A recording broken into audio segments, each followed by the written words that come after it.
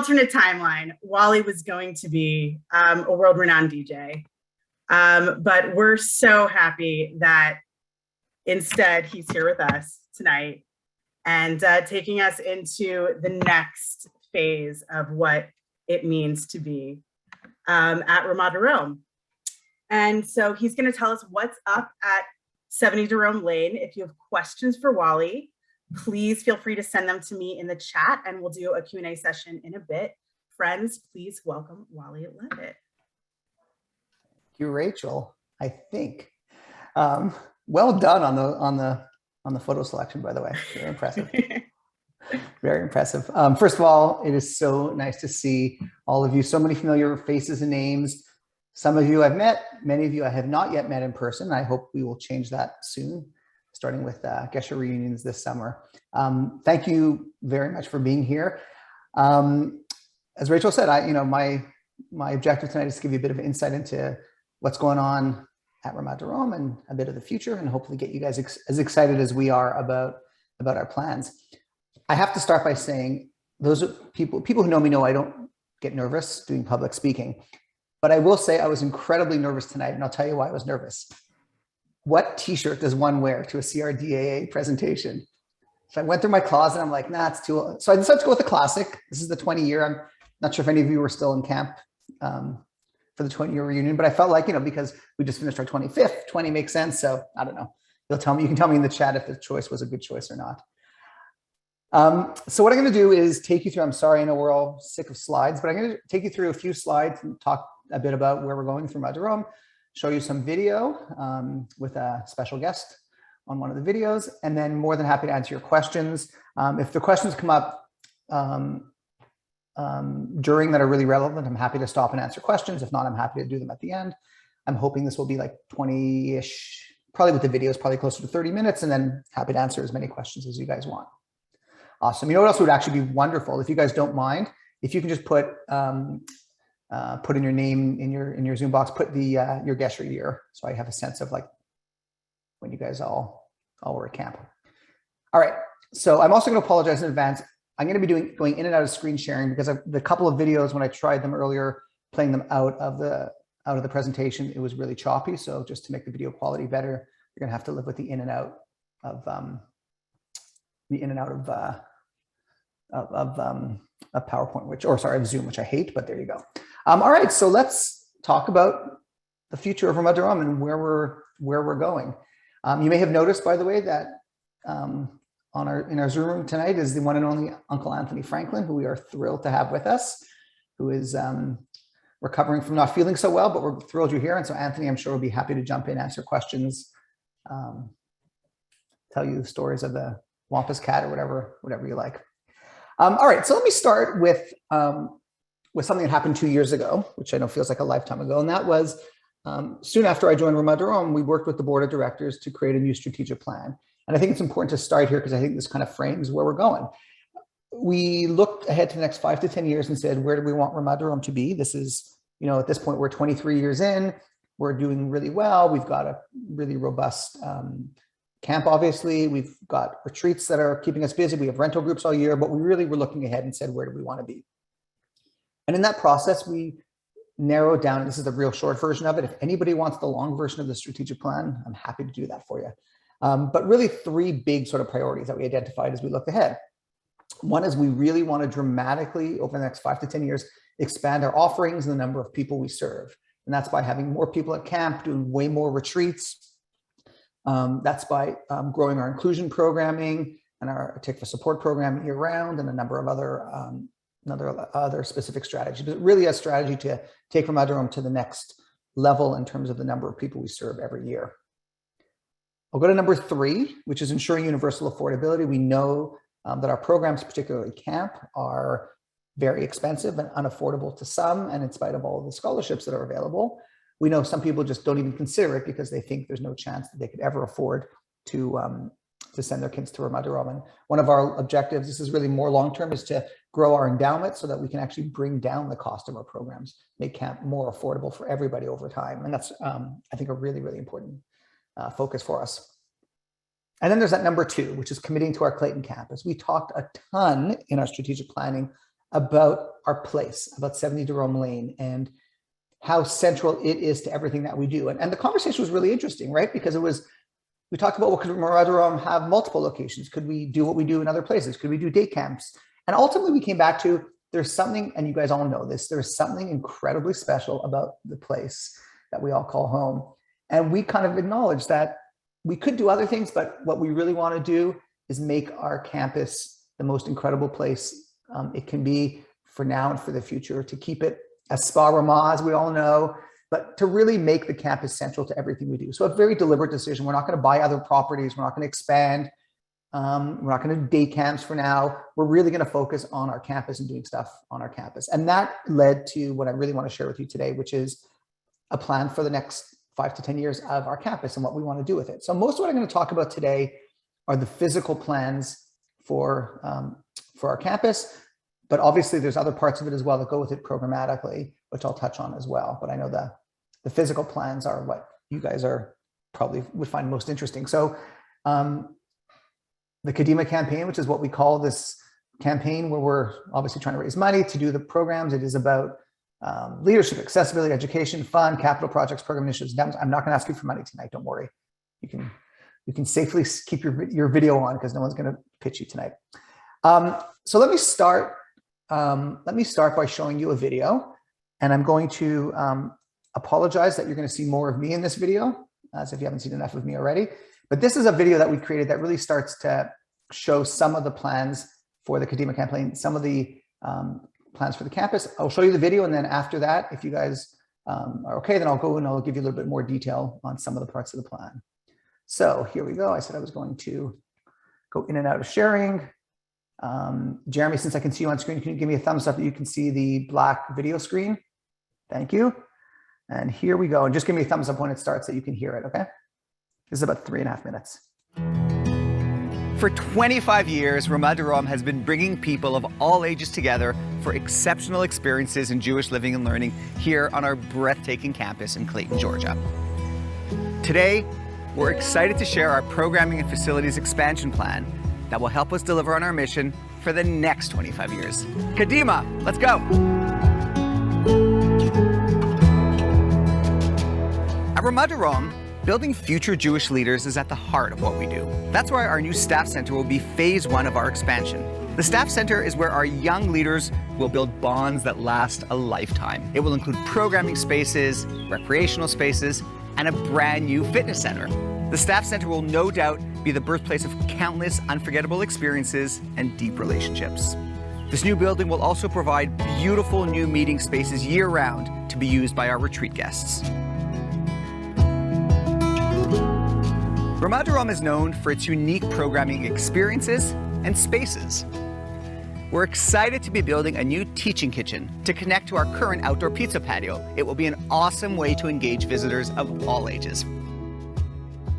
And in the coming years, we'll also be developing a whole slew of new outdoor programming spaces. Imagine a bouldering wall, tree climbing, a canopy walk, and an awesome water slide right into the lake.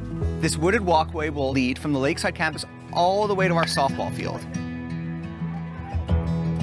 Here on the east side of our campus, one of the most exciting initiatives is the creation of a new home for our Gesher program. Now, during the summer, Gesher is the pinnacle of the Darom experience and a key milestone in training future Jewish leaders. Here, nestled in the mountain treetops and overlooking our lake, we will develop a beautiful Gesher village, a place that our oldest campers can call their own, where they can build foundational Jewish experiences and create bonds that will last a lifetime. Our founders imagined our campus as a meeting place for Jewish communities from across the Southeast. Our new Welcome Center extension will enable us to host groups from smaller communities year-round. Equipped with its own dining and meeting spaces, Shabbatonim or midweek retreats for groups as small as 20 will feel right at home. This new building will also provide much-needed housing for our growing vocational education program. When you enter Darom's property, we want everyone to feel welcome, inspired, enlightened, and most importantly, a sense of home. We are ecstatic to realize this renewed vision for Darom and our Clayton campus. Now we need your support as we continue to fulfill our founders' dreams. Please join us as we move forward for the next 25 years. Kadima!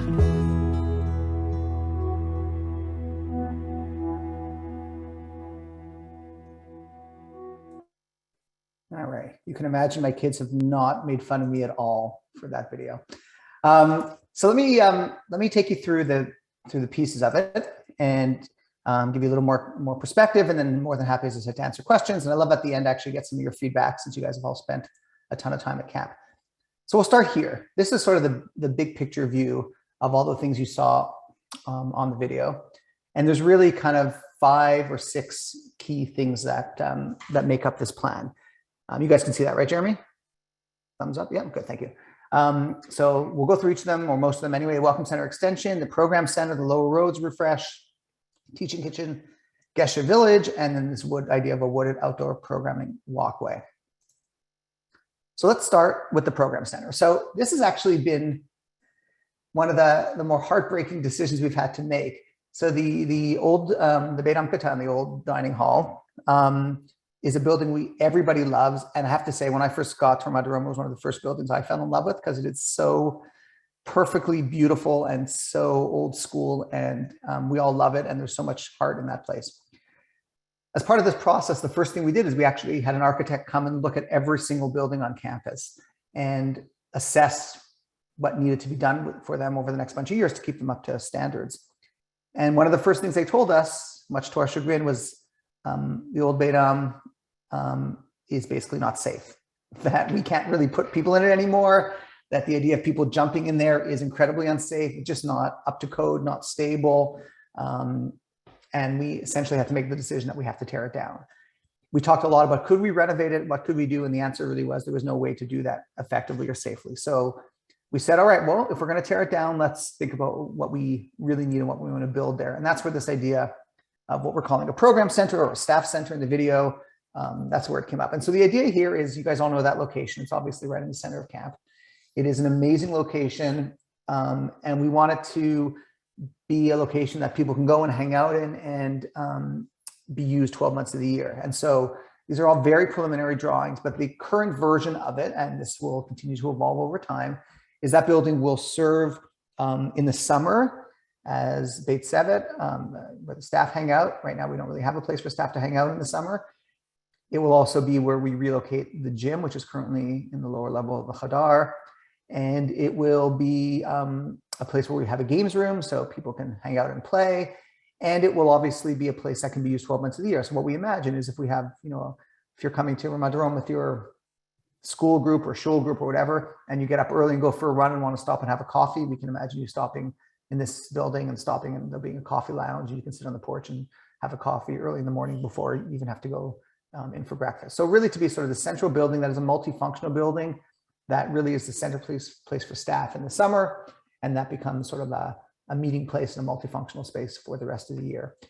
And again, the designs for it are evolving. It's going to be a bit bigger than you're seeing here, but the idea is for it to be useful and helpful and not overwhelming at the same time. And actually, this is the first building we've been focused our fundraising around, and we're about halfway there right now in terms of fundraising for this building, which is really exciting. So that's the program center, staff center, call it what you will, and you get a sense of what's going on there. Let's move to the second piece of it, and this is what I sort of refer to as the biggest swing. This is the biggest change, both in terms of the physical structure, but also in terms of philosophically how we run camp. And you guys all, I assume we're all in camp, and you're in Gesher, and Bunks 1, 2, 3, 4. So to tell you a bit about the process, we bought, I guess 3 years ago now, the property right across the street, right across the road from us. That's where the 2 women that originally ran Tumbling Water, that's where they used to live. We bought the property about 3 years ago.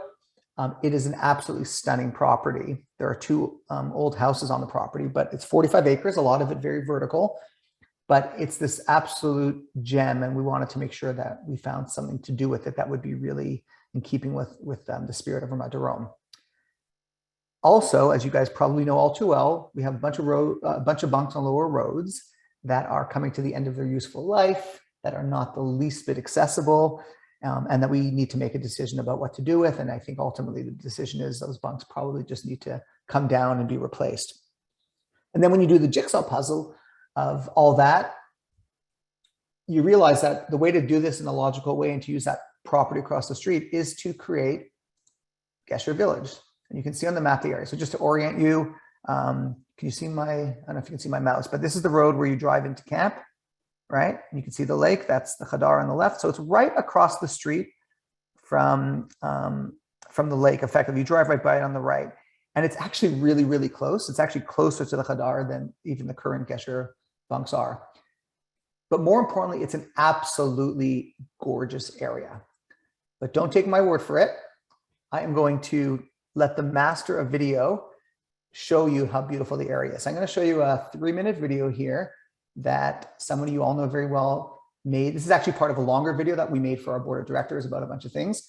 But I think this video will give you a sense of what we're looking to do across the road. Joe, I see you now. You can see that screen, that black screen? Joe, just give me a thumbs up, Joe, if you can see it. Joe Lustig. Excellent. And it's full screen for you guys, right? Is it full screen? Yeah. All right. Here we go. Brace yourselves.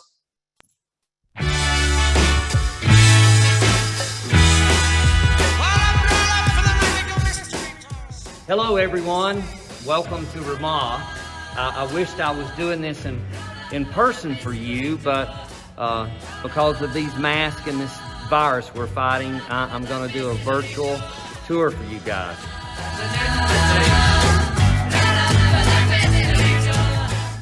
Hey guys, I'm over on the tumbling water side of the camp. As you can see in the background, you can probably see the roof of the Levine Center. There's a couple of things we're going to see over here today. We're going to see the Mankiewicz Bike Trail, which will start basically where we are, and then we're going to go down the trail, and I'm going to show you a special surprise of the Gesher Village. So let's go.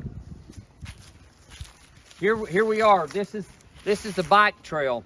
We're going to create a bike trail. This trail will go all the way down to the Grady Nichols property, which is at the lower end of the camp where we were with the Southern Security Shed. If you can look up on the hill, you'll see the 134 Tumbling Waters house. This is the large house. The Kadima project will show us that this house may be remodeled in the basement to give our Gesher kids a place for activities. Now, between myself and the house will be the beginning of the Gesher Village. There'll be 3 buildings built over here that will contain 2 cabins each. So there's going to be a total of 6 cabins for the Gesher Village. If you'll come with me, we'll go show you the other places. I just wanted to point out that this is the 166 house. This is where Uncle Anthony and Deborah lives now. And up here are the garage areas where we have on our master plan will be a multi-purpose prayer pavilion style building for the Gesher Village. So we're going to go up top and let you guys see from up top this area. I'm standing on the porch of that 134 Tumbling Waters house, the large house. As you can see, there are the garage area where we talked about maybe putting a multi-purpose prayer pavilion. And of course, there'd be a set of steps leading down. And as you look down across the little valley, can you just picture 1, 2, and then you have to come with me. Let's go to the front of the house. And as I stand here with the Levine Center in my background, you'll see that there's areas down in here with just little bitty small trees that we can specifically pick the areas to put these 3 buildings without tearing down a lot of earth.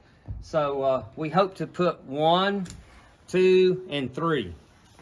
This will be the Gesher Village. These kids will wake up every morning and they'll think they're in a tree house. Hey guys, so listen, it's sad because I'm sort of at the end of the virtual tour. I wish we could have done this in person, and I hope this summer that you guys will be here and I can show you all the marvelous things that are happening at Ramah. But in the meantime, have a great day, and I look forward to seeing you soon.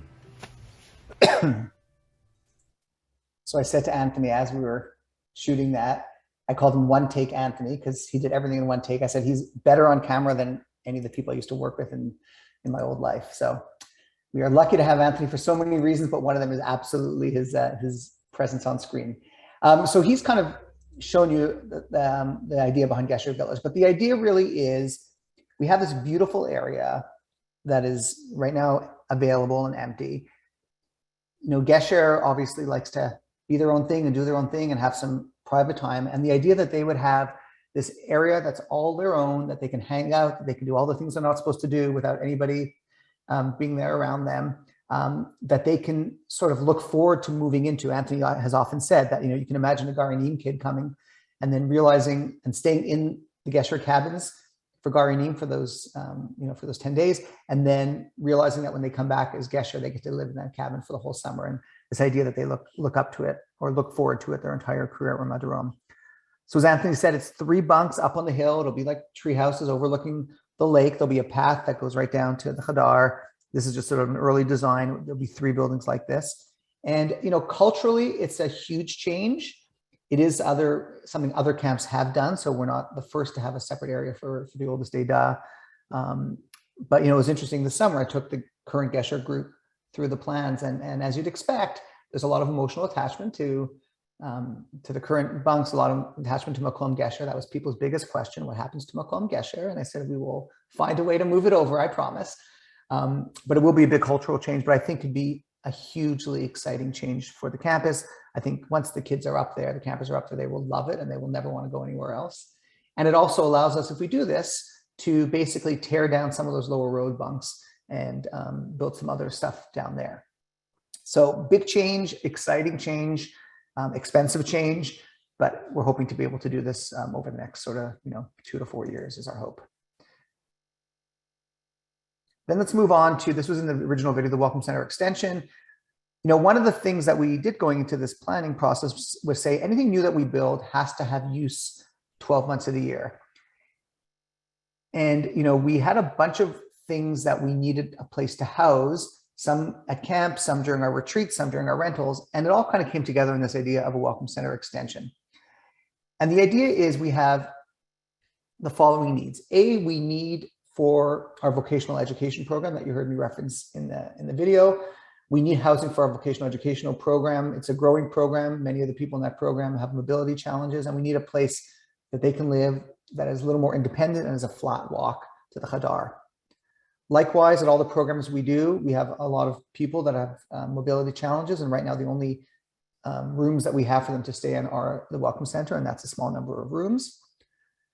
From the very beginning, Ramat Darom was supposed to be a meeting place for Jewish communities from across the Southeast. And we'd love more shuls or more schools or federations to come and do weekend retreats, getaways, planning sessions at Ramat Darom. The problem is, the way our campus is built, it doesn't make any sense for us to do a group that's smaller than 50 people because we have to open the whole Chadar up to serve, and that just doesn't make a whole lot of sense on a number of fronts. So we needed a place to be able to have these smaller self-contained groups to be able to come and have a smaller kitchen and dining room space and really allow us to welcome these small groups that right now we have to say no to very often and make it more economical. In addition, we need better meeting space for some of the rental groups, some of the corporate groups that come. We do have a bunch of corporate groups that come every year. The only indoor large meeting space right now is the Chadar, and that's not really appropriate large meeting space. And then finally, one of the things in our strategic plan is we'd like to create a leadership training program based at Ramat Darom over the next number of years, and we need a home for it. So all those things converged in this idea of building a building right across from the current Welcome Center that could accommodate all these things. And again, I'll just give you a real quick view of how we imagine it looking. So you can see 18 rooms of housing. Right now, it just shows 2 of them as being ADA housing, but our intention is to make most, if not all of them, ADA accessible. And there will be an elevator in the building. On the, excuse me, on the lower floor, there'll be a small dining room so we can accommodate small groups of 20 to 40 that can come for the weekend without having to open up the main Chadar Ochel. And then upstairs, we'll have conference space that is divisible the way you've seen in hotels, where you can have a group of 200, or you can have smaller groups that have breakout space. So the idea being this flexible space that can be used all year round for our groups, for our rentals, and obviously in the summer can be used for whatever we need it for. So this is, this is a big construction project as well, but the hope is we can find a couple of people to help us underwrite it. And I think, from an accessibility point of view, it certainly delivers on our accessibility mission. And then a couple other things, which again, you saw in the video, so I'm not going to go into much detail. You saw that there's a teaching kitchen plan that would be under the Hadar in that area that's currently open, and we'll close in part of it. And the idea is there'll be a teaching kitchen there designed to be a teaching kitchen and used 12 months of the year. And then the current parking area next to it will be covered. And if you haven't been to camp for a few years, we have an outdoor pizza oven that's on the other side of the parking area. So we'll basically build a covered patio there that will connect the teaching kitchen to the pizza oven. And that will be more an outdoor programming and food prep space. And that's really exciting. We didn't talk a lot about it in the video, but lower roads, the idea is once we can demolish some of the old lower roads bunks, that we'll be able to do once we build Gesher Village, we will build a new program center, sort of to be defined what's in there, but likely things like yoga and music could be based there, some sensory spaces in that building as well. We're going to expand the GON. And the idea is to replace a couple of those lower roads cabins with new cabins, perhaps double-decker cabins as well over time. So lower roads will look, could look quite different. One of the ideas which you see on this map, which may or may not come to be, is that we actually then move the tower and the swing over to be right near the Odyssey. So we have all the climbing stuff in one area. That may or may not happen, but that's sort of one of the opportunities. And then finally, the other thing that's kind of exciting. So one of the challenges we put to the architects that we worked with was the ball field, which is amazing and gorgeous and we all love, but as you guys know, no one really ever goes there because it feels like it's a schlep. And there's really no reason to go there unless you're specifically going for a ball game. And I would say it gets used very, very rarely. So we said we need a way to make that, to connect that to the rest of camp. The other thing we talked to them about was the reality of being Spa Ramah and the fact that we're one of the few camps where campers can't leave their mark on the bunk. They can't write their names, they can't draw on the bunks and all that. And how do we address that? And so they actually proposed an idea, which is, I think, really exciting and will be great to be able to do, which is to connect the ball field to basically Omanut with a path, with a walkway. And if you can picture sort of up behind the treehouse, there's an area that is relatively flat on the mountain top. And the idea is to build a walkway there that will extend all the way to the ball field. We'll add a water slide into the lake from that area. We'll add some areas there where each ADA will be able to actually do like a graffiti wall and leave their mark physically on camp, which would be a lot of fun. And then ultimately, when you get down to the ball field, we'll look to add some things like bouldering walls and look at that, a bathroom in the ball field. I know it's weird that the bathroom is an outfield, but the only reason for that is because we actually, because of the creek, we actually can't build a bathroom on the other side of the ball field. So it'll be it'll be a bathroom in the outfield, which will be interesting. But the idea is that, if we have a reason for people to go along that walkway, then they will actually get to the ball field, and hopefully the ball field will get used much more than it does today.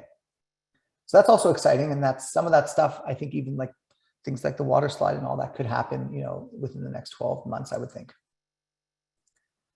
So those are the sort of things I've talked about. Those are the main areas of the plan. And then in addition to that, part of this plan is to actually build more endowments. So I talked about making things more affordable. And one of the things that we're looking to do is create more endowments at Ramah Darom so that ultimately we can use the proceeds, the dividends from the endowment every year to fund a lot of the stuff that we already do and bring down the cost of coming to camp for a lot of our families. So there are a bunch of new endowments, some existing endowments that are sort of being created as part of this.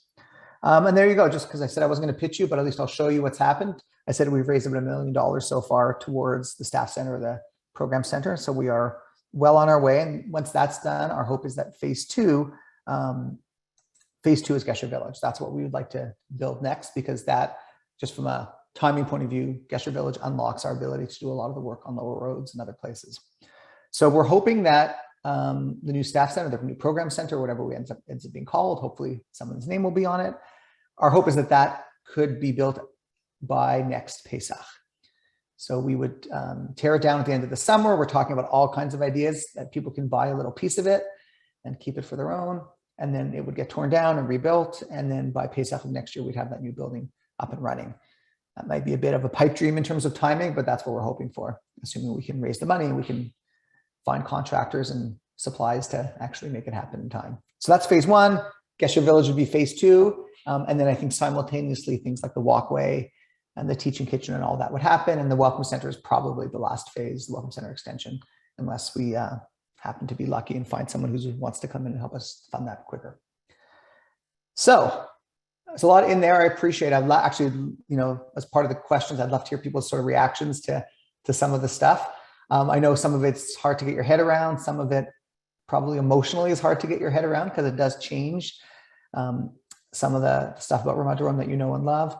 But to me anyway, I think what we've tried to do as a philosophy is to respect what's there and to honor the past, but to also push us ahead and recognize that we have to keep moving ahead and do new things and grow the organization over the next bunch of years. So we've tried to balance both those things. I think we've succeeded for the most part.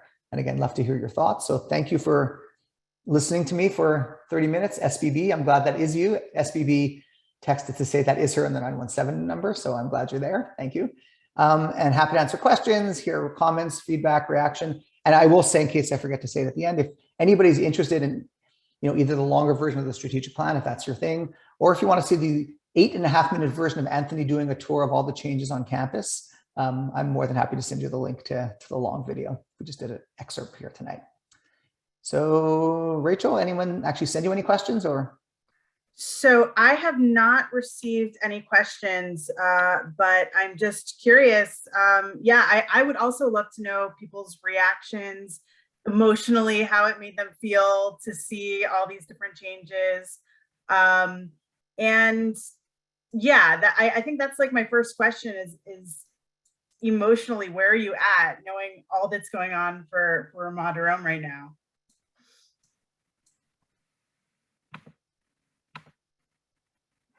And hey, Wally, it's Bobby Jacobs. I think this is great. Thanks for taking the time to do this. The plan looks amazing. And I mean, you both hit it on the head, right? It's all this emotional, that's not where I had Gesher, but does that, and does that really matter? I think the question that I have is how are you planning on making Gesher Village home to Gesher kids, right? Because like you mentioned before, you have Makom Gesher, you've got all those memories up there, and you also have to balance that with Sparama, right? And you can't leave your physical mark on camp, right? So how do you kind of keep those two things happening? How do you keep the the aura of Gesher while moving Gesher across camp?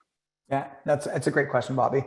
I mean, I think I'd be lying if I pretend that I had the answer definitively. I definitely think, look, Makom Gesher, we have to find a way to either move it or move part of it, or take examples from other places and organizations where they physically moved something that was a physical place, maybe through photography or whatever. So we're gonna have to find some way to recreate Gesher Village of a sort in this new, Makom Gesher in this new Gesher Village. I don't know exactly how we're gonna do that, but that is something we'll have to figure out. And I think the opportunity is gonna be to, as we finalize designs for Gesher Village, to make sure there are some areas that Gesher can leave their mark. I mean, I do think one of the opportunities, because it is in its own area, because it's a little more isolated, because it will probably be used a little yet less during the year than the other part of campus, I think we can build in more areas for people to leave their mark. And I think part of it too is there are going to be new traditions created there, right? So Anthony talked in the video about, a new makom up there, like a makom tefillah or whatever. So how do we make that become something that becomes part of the Gesher experience? There's lots of plans for other programmatic space up there, rock climbing potentially, and zip lining and all that. So I think it's going to be a different experience than the current Gesher, but I think my guess would be within a couple of years, it'll take on its own kind of character and personality.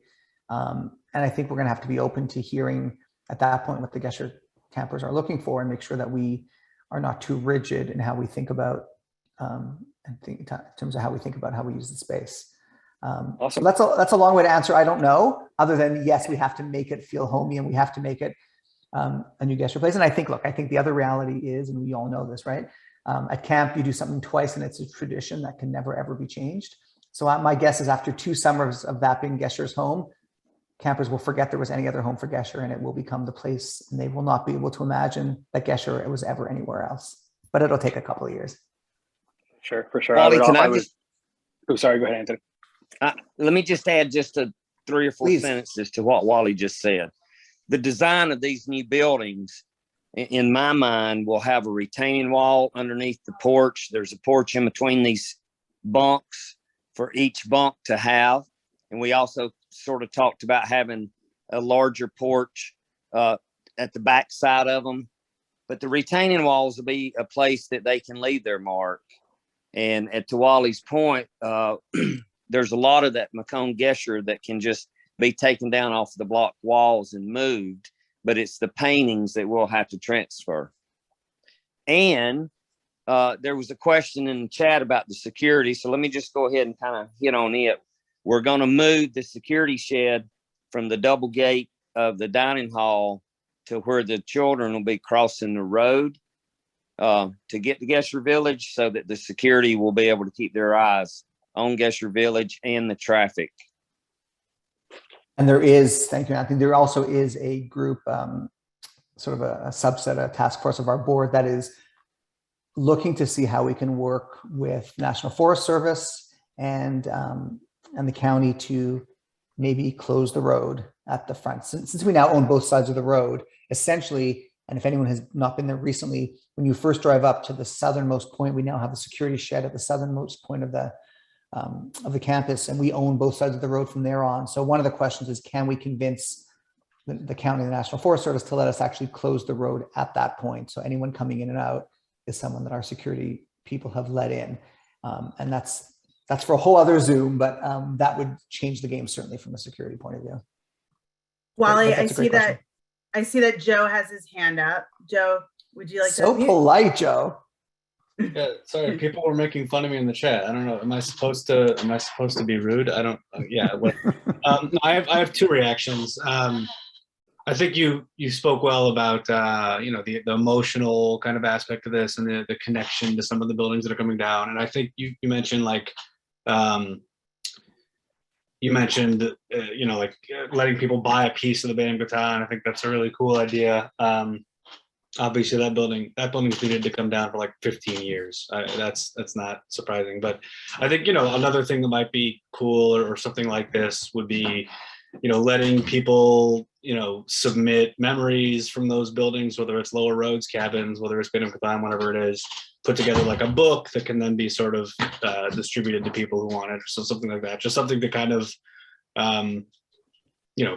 make people feel like those parts of camp they have memories of are still, they have some kind of way of remembering them. That's a super cool idea.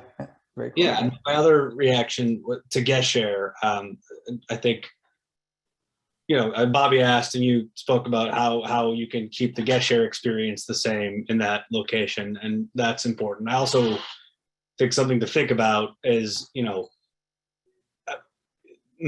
do you keep Gesher as this sort of thing that the rest of camp aspires to, when they're less center, right? Like when, solo lemurs should want to be in Gesher because Gesher is supposed to be the coolest. And if there's less physical connection to them, and if you don't just physically see them walking around camp as much, how do you sort of keep that mystique?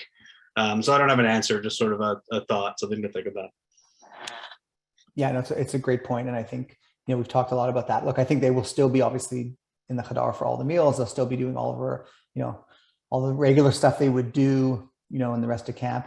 I think maybe the thought, Joe, is that particularly to Anthony's, point that he said a few times around, you think of a Garanimur coming and living in that Gesher village for the first 10 days they're at camp and then aspiring to it. I actually think the dynamic might change a little bit where the aspiration is, oh my God, we get to live in Gesher village when we get to Gesher. And so that becomes what they maybe look up to in some senses.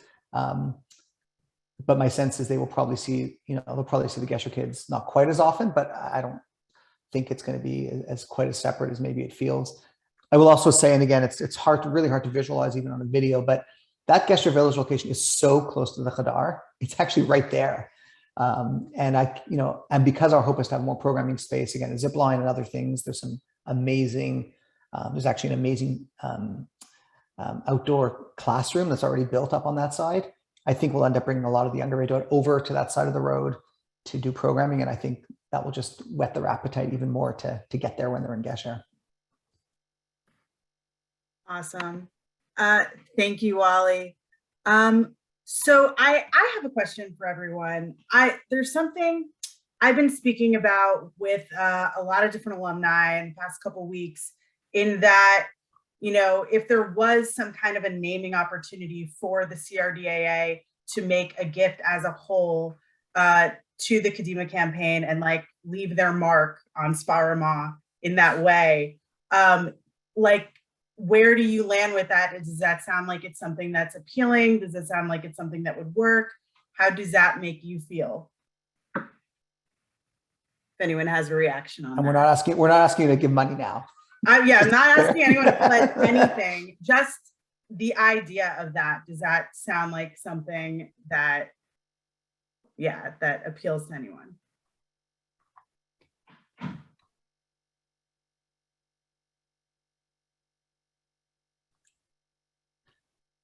Can I ask maybe a more pointed question?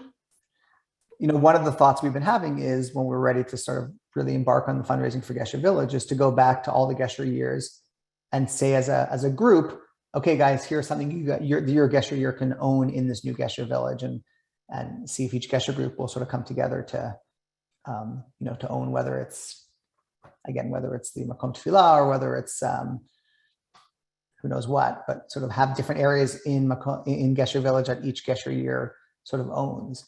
And that's been one of the ideas that's been bandied about. So I don't know if people think that makes a lot of sense or makes no sense, or any reactions are welcome.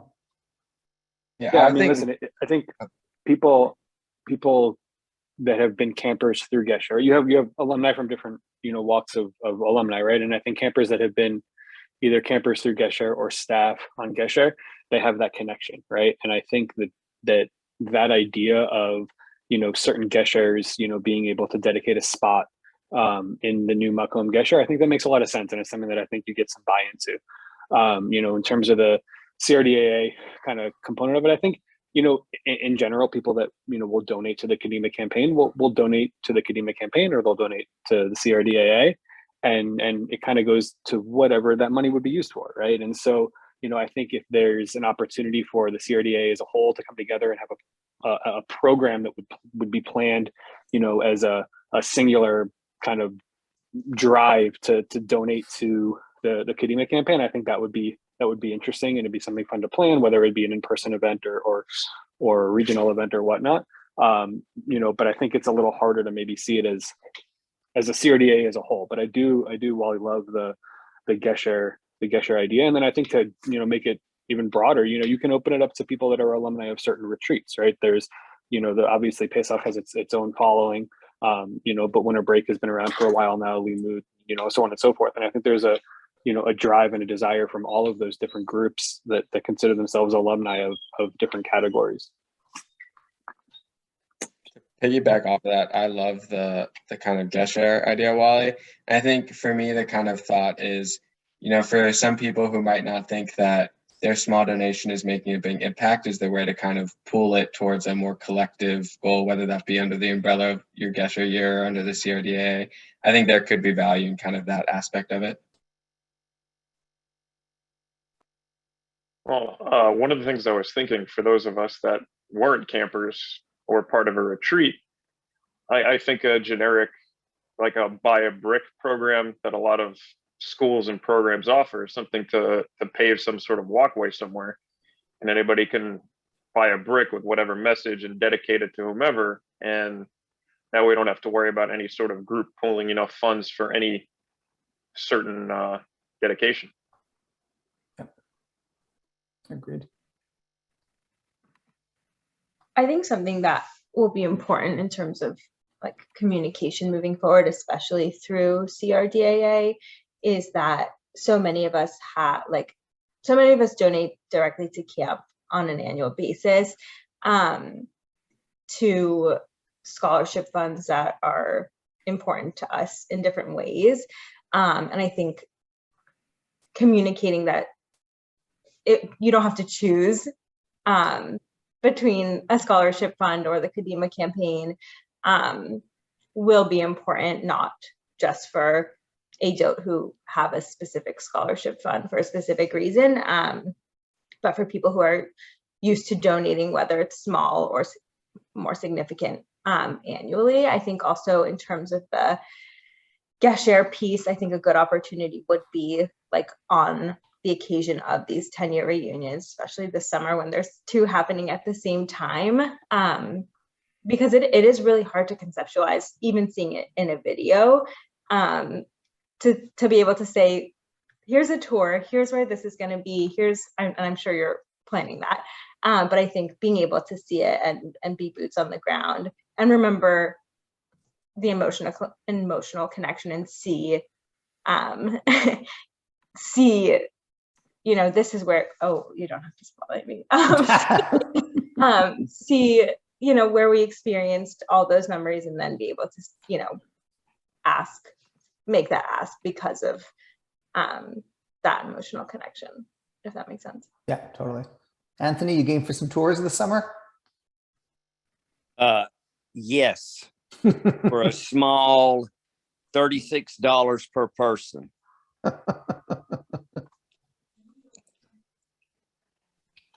I just want to say this. I want you guys to think about the bike trail that was just barely mentioned, and Wally's comment about, you know, we want to enhance this outdoor classroom. There's some giant boulders right here above this house that we could do rock climbing. We talked about maybe some platforms to put tents on so that the children could stay on Ramah's property and not going down the street. All of that to say this trail is going to bring the entire campus right in front of these Gesher cabins on a daily basis. So I think these kids are going to look up and see the Gesher village, and I hope it gets nicknamed the Treehouse Cabins. And then they can see all of the retaining walls and all the Macomb Gesher, if it has to change its name now that we move it, so be it. And it's going to make people want to really expand and retain these students all the way through their Gesher years.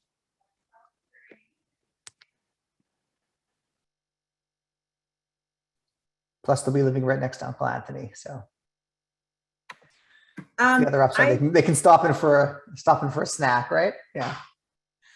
I just wanted to share, I've seen both of these videos a couple times now, and this time watching it with all of you, I really could picture seeing my kids utilizing these spaces, you know, as campers and eventually as staff, and it just brought a lot of warmth to my heart.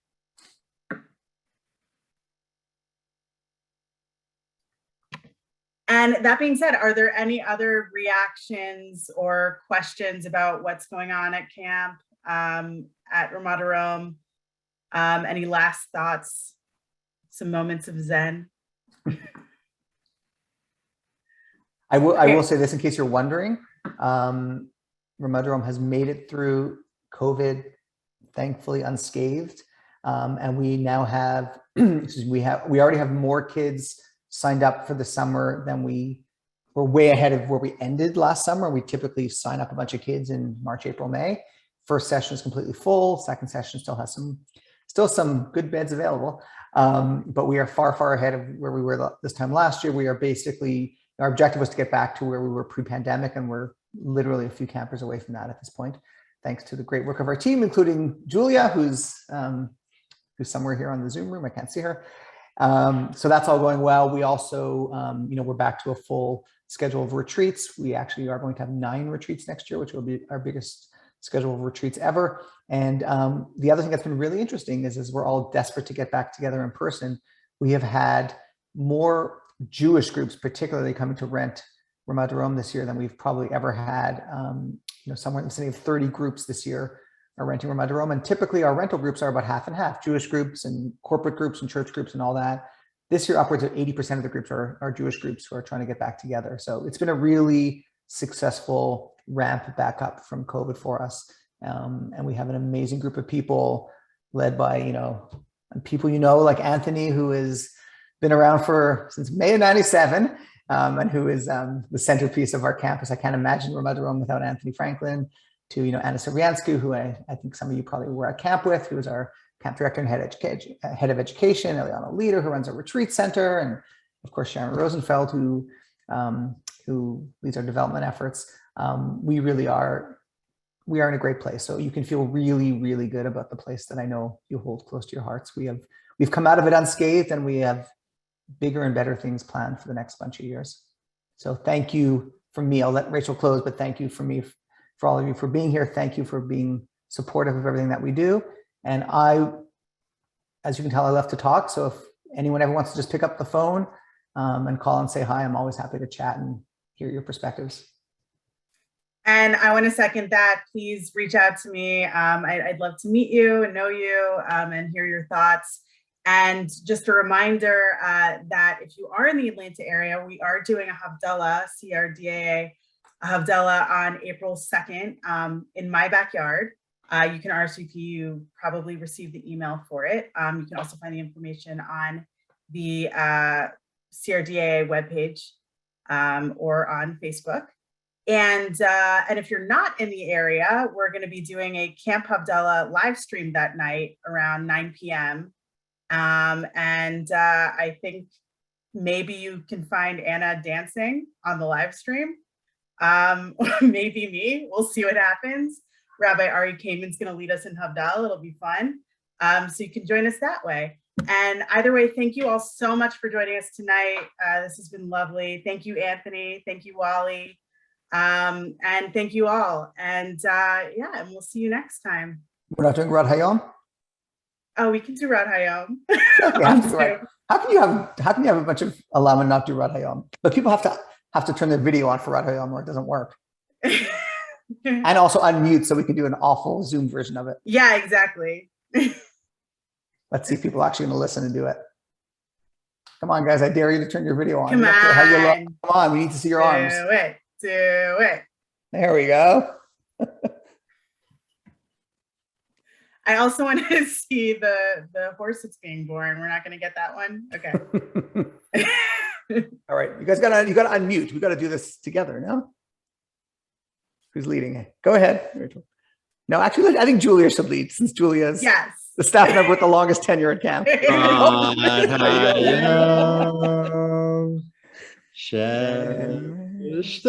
listening to you guys. Go. I don't know the words.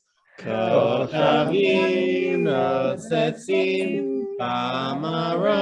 don't see those arms, people. Come on.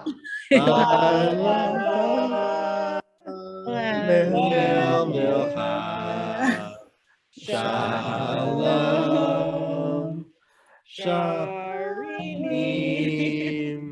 Netzanim, Solalim, Halitzim, Kochavim, Shofim, Nakshanim, Nevonim, Gesher, Shem, and Ar. Well done. Yay! Lila Tov. Lila Tov. Lila Tov, everybody. Yad Latzrifim v'Laila Tov. Thank you.